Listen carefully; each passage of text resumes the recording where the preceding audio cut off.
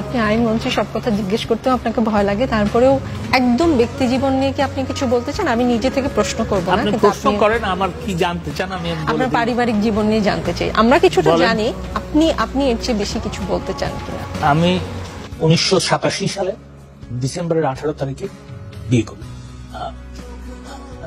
আমার স্ত্রী নুরামতুল্লাহ রিনা হক, তিনি 2রা জানুয়ারি 1991 সালে, 1 জানুয়ারিতে অ্যাক্সিডেন্ট হয়, কার অ্যাক্সিডেন্ট।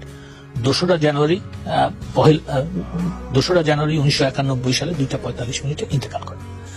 তারপরে আমি আর বিবাহ করি নাই, সেটা ঠিক।